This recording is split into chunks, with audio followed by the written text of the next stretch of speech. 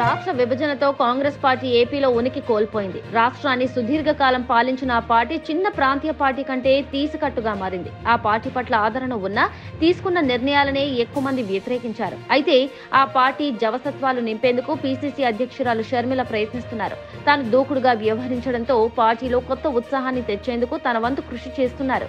వచ్చే ఎన్నికల్లో కాంగ్రెస్ పార్టీ గౌరవప్రదమైన ఓట్లు సాధించేందుకు జనాల్లో కాంగ్రెస్ పార్టీపై ఉన్న ఆగ్రహాన్ని, అపోహలను తొలగించే ప్రయత్నం చేస్తున్నారు. ఏకకాలంలో కేంద్రంలో ఉన్న ఎన్డీఏ ప్రభుత్వాన్ని, రాష్ట్రంలో అధికారంలో ఉన్న వైసీపీ ప్రభుత్వాన్ని, విపక్ష టీడీపీని షర్మిల టార్గెట్ చేసుకుంటున్నారు. ఇందుకు ప్రత్యేక హోదా అంశాన్ని తెరపైకి తీసుకొచ్చారు. హోదాను డిమాండ్ చేస్తూ ఆమె పోరాటాన్ని తీవ్రతరం చేయనున్నారు. ప్రత్యేక హోదాతో పాటు విభజన హామీలను అమలు చేయాలని డిమాండ్ చేయనున్నారు.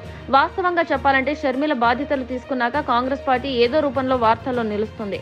అధికార పక్షంపై పదునైన విమర్శనాస్త్రాలతో షర్మిల దూసుకుపోతున్నారు. అయితే ఏపీలోనే కాకుండా ఢిల్లీ వేదికగా గట్టి గళం వినిపించాలని నేడు షర్మిల దీక్ష చేపట్టనున్నారు.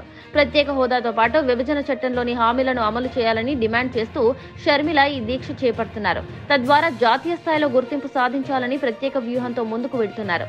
తన దీక్ష ద్వారా కాంగ్రెస్ పార్టీకి మైలేజ్ ఇచ్చే పనిలో పడ్డారు. ఇప్పటికే రాష్ట్రంలో కాంగ్రెస్ పార్టీతో వామపక్షాలు అడుగులు వేస్తున్నారు.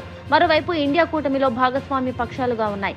దీంతో ఆ పార్టీలను సైతం కలుపుకొని ప్రత్యేక హోదా అంశంతో పోరాడాలని షర్మిల డిసైడ్ అయ్యారు.